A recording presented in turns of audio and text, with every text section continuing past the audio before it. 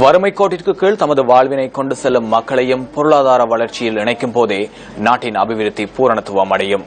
தேர்தல் காலங்களில் தமது வாக்குறுதிகளை வழங்கும் ஒவ்வொரு பிரிவினரும் இது தொடர்பில் தமது அவதானத்தை செலுத்துவது அவசியம்.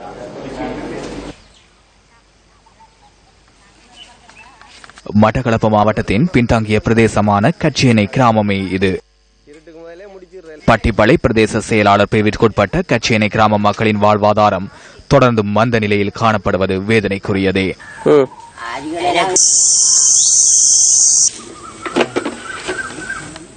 அடிப்படை வசதிகளை கூட பூர்த்தி செய்யப்படாமல் பல்வேறு இன்னல்களை எதிர்நோக்குவதாக இந்த பகுதி மக்கள் விசனம் தெரிவிக்கின்றனர். தண்ணி இல்ல, வாகன வரி ஒன்றும் இல்ல, கரண்ட் வெளிச்சங்களுக்கு எடுக்கிறதுக்கு இல்ல, கரியில முதலாக நாங்கள் பெரிய கைட்டமாக கைட்டப்படுறோம். பிள்ளைகளும் நாங்களும் பிள்ளையார் வந்து கிளாமப்பட்டா பந்தம் கொளுத்தி திரத்தி குயண்டு குறை காட்டி தான் நாங்கள் இரவையில உறங்கி கொண்டு வரோம். எல்லாத்தாலையும் பெரிய கைட்டு நிலையாக கிடக்கும் எங்களுக்கு.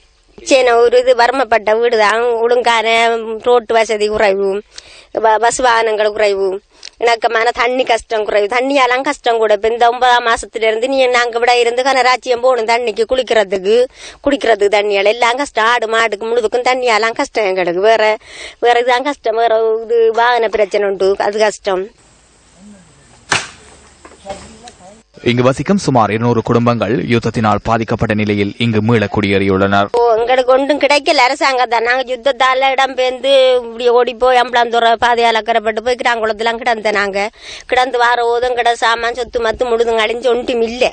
குடிநீர் வசதி, மலசலக்கூட வசதி, போக்குவரத்து வசதி, தங்குமிட வசதி என அடிப்படை வசதிகள் அனைத்திலும் இம்மக்கள் கேள்விகளையே எதிர்நோக்கி வாழ வேண்டியுள்ளமை கவலைக்குரியதே. வழங்கப்பட்ட வாக்குறுதிகள் தொடர்ந்தும் வாக்குறுதிகளாகவே உள்ள நிலையில் எப்போது தமது உரிமைகள் தொடர்பில் பதில் கிடைக்கும் என இம்மக்கள் கோரிக்கை விடுக்கின்றனர்.